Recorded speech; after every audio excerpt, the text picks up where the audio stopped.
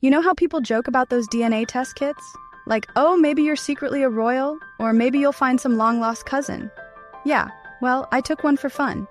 And what I found out? It ruined everything. My parents, the people who raised me, weren't actually my parents. And the craziest part, they already knew. It all started as a joke. My friends got me a DNA test kit for my birthday, and we all thought it'd be a fun little thing to try. I mean, who wouldn't be curious, right? But for me, it wasn't just curiosity. I'd always felt different. I never really looked like my parents. My mom had dark brown hair and green eyes. My dad was tall, tan, and muscular. And me? I was this pale, light-haired kid who looked nothing like them. I used to ask my mom about it all the time when I was younger. Why don't I have your eyes, Mom? Or, why don't I look like Dad? She'd always laugh and say, oh, honey, you're still growing. You'll start to look more like us soon. Well, I grew up, and I never did. The test results came in a few weeks later. I was at work when I got the email. I clicked on it, expecting to see some random ancestry breakdown. Instead, I saw something that made my stomach drop. No parental match found. I froze. My mind went completely blank. There had to be a mistake. Maybe I entered the wrong information? Maybe they messed up my sample? I refreshed the page, checked again, same result. My heart was pounding. I felt like I couldn't breathe. I kept thinking, there's no way. This is impossible. But deep down, I knew. Something had always felt off. And now, I had proof. I didn't even think. I grabbed my phone and drove straight home. When I walked into the kitchen, my mom was cooking dinner. She looked up and smiled, but when she saw my face, the smile disappeared. Mom, I said, my voice shaking. Is there something you want to tell me? Her face went pale. She didn't say a word. My dad walked in from the living room and saw the way we were looking at each other. He stopped in his tracks. That was it. I didn't even need to ask. I could see it on their faces. They knew. I pulled up the test results on my phone and held it up. Explain this. My mom sat down at the kitchen table. Her hands were shaking. My dad just sighed, running a hand through his hair. Sophia, we love you. We always have, my mom started, but I cut her off.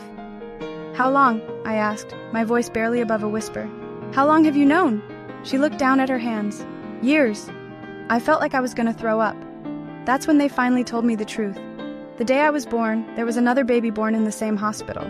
Somehow we got mixed up. They didn't know for years.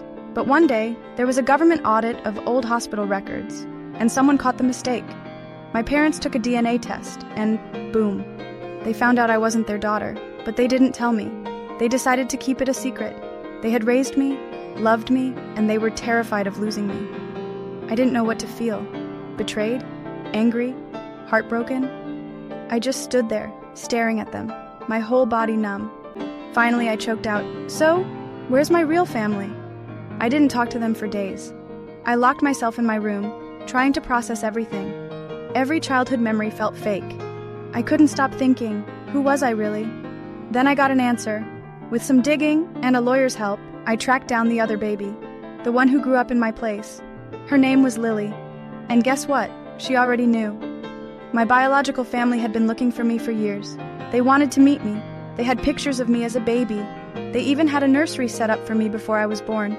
And yet somehow, life played a cruel joke and gave them Lily instead of me. I met them at a little cafe downtown. The second I walked in, my biological mom, Claire, started crying. My biological dad just stared at me like he was trying to memorize my face. I sat down. It felt weird, like meeting strangers, but also not. Claire wiped her eyes and whispered, "We never stopped looking for you." I didn't know what to say. These people shared my DNA. They were my real parents. But I felt nothing. Then I met Lily. She wasn't happy to see me, not in a mean way. She was just uncomfortable. I get it. She grew up thinking she belonged to that family. And now I was here, like some glitch in the system, reminding her that her life could have been different. "They're my parents," she said quietly. "I don't care what a DNA test says. They're my family." That hit me like a truck, because deep down, I felt the same way. I started seeing my biological family more often, trying to build some kind of bond. But the truth is, you can't force a connection just because of DNA. The people who raised me, who kissed my scraped knees, who stayed up all night when I was sick, who celebrated every birthday with me, they were my family.